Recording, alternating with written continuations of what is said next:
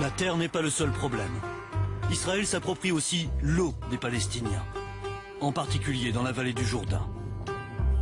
Le territoire représente un tiers de la Cisjordanie, et malgré les apparences, il est très riche en eau.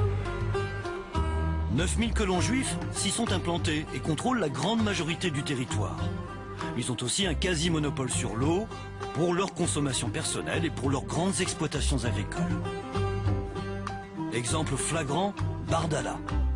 Ce village palestinien vivait de l'agriculture avant l'arrivée des colons en 1967. Aujourd'hui, sa production agricole a chuté de 70%, faute d'eau. L'ancien maire se souvient pourtant d'un village prospère. Voilà très clairement la raison de notre malheur à Bardala. Ce sont ces pompes à eau qui nous ont apporté la pauvreté. Pour construire ça, ils ont fermé 3 de nos puits. C'est à cause de ça qu'aujourd'hui, nous n'avons presque plus d'agriculture, alors que mon père plantait 7 sortes de pommes. Ça, c'est la raison pour laquelle notre terre aujourd'hui ressemble à un désert. Il n'y a plus d'eau pour l'arroser. Autrefois, une rivière coulait au milieu du village.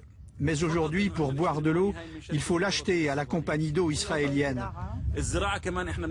Pour l'agriculture, c'est pareil. On ne peut l'acheter qu'en quantité limitée et ça diminue d'année en année. Si vous voulez savoir où est la terre qui est restée aux Palestiniens et la terre qui a été confisquée par les colons, c'est très simple. Tout ce qui est vert est aux mains des colons, tout ce qui est désertique est à nous, les Palestiniens. Une des populations les plus touchées par le manque d'eau, les Bédouins. Ils ont dû renoncer à l'agriculture et se replier sur l'élevage de brebis et la production de fromage. Problème, ils ont à peine assez d'eau pour leur consommation et pour abreuver leurs bêtes. Les puits, aux environs, leur sont interdits d'accès. C'est une citerne d'eau. De l'eau pour?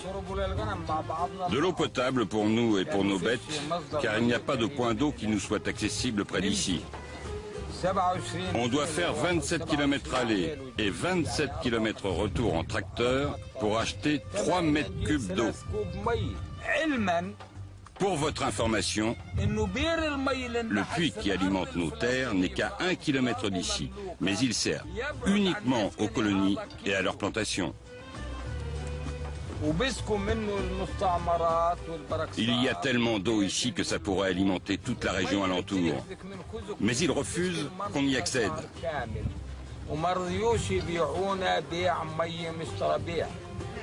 Pourquoi?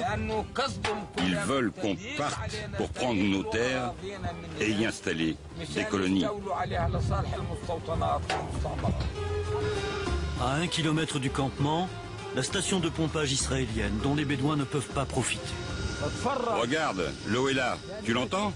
Ça chante dans nos oreilles. Mais moi et mes enfants, on n'a pas le droit de la boire.